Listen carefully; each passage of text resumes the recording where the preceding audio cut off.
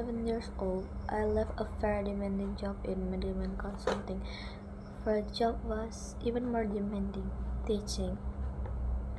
I went to teach 7th graders math in the New York City public school, and like any teacher, I made quizzes and tests.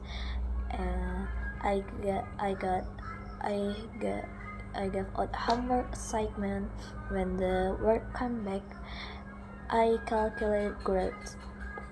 But what what struck me was that IQ was not only was what struck me was that IQ was not the only difference between my best and my work student.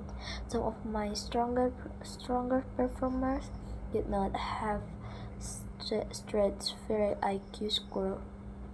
Some of my smarter kids weren't doing so well, and that got me thinking the kinds of things you need to learn in seventh grade math. Sure, they're hard.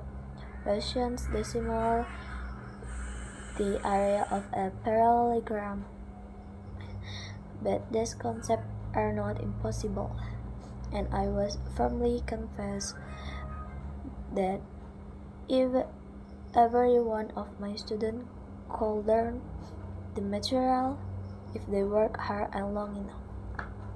After several more years of teaching, I came to the conclusion that what we need in education is a much better understanding of students and learning from a motivational perspective, from a motivational perspective, from a psychological perspective. In education, the one thing we know how to measure best is IQ. But what if doing well in school and in life depends on much more than your ability to learn quickly and easily? So I left the classroom and I went to graduate school to become a psychologist.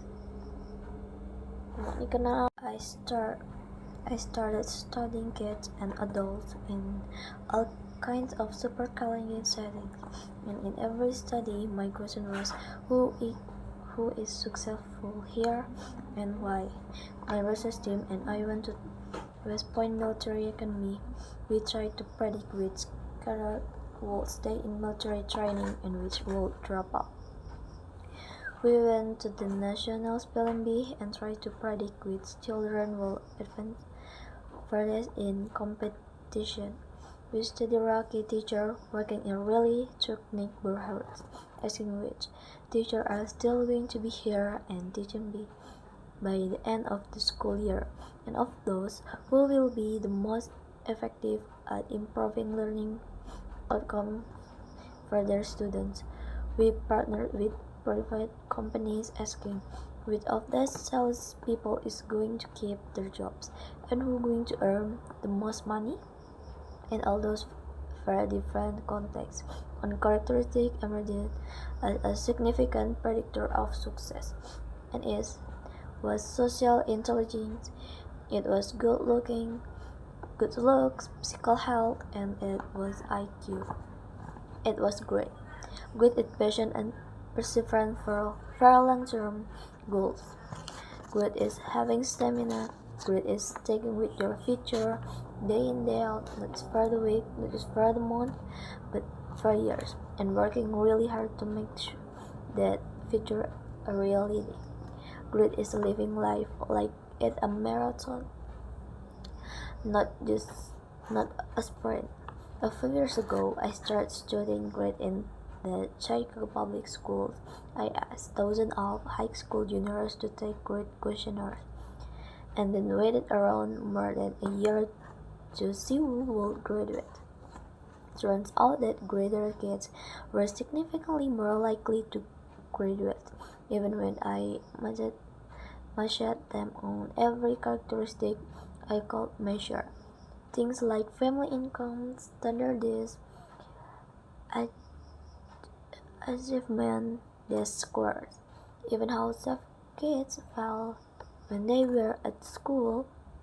So it's not just at West Point or the National Spelling Bee that grades matter. It also in school, especially for kids at risk for dropping out. To me, the most shocking thing about grade is how little we know, how little just know about building it.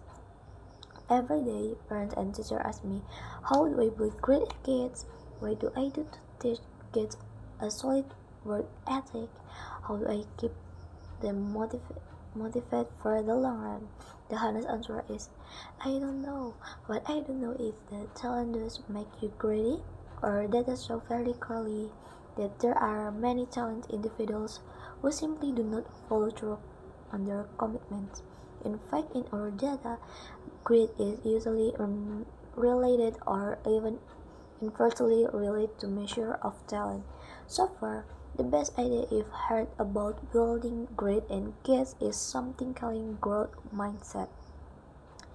This is an idea developed at Stanford University by Carol Dweck, and it is the belief that the ability to learn is not fixed. It is changed with your effort.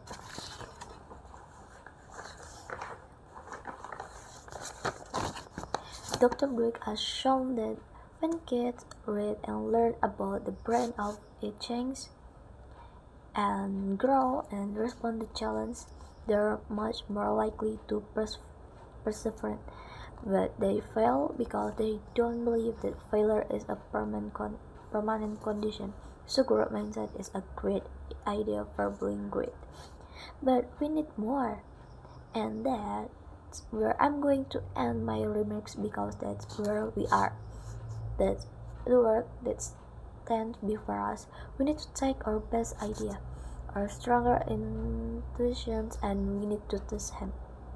We need to measure whether we've been successful, and we have to be willing to fail, to be wrong, to start over again with lesson learned.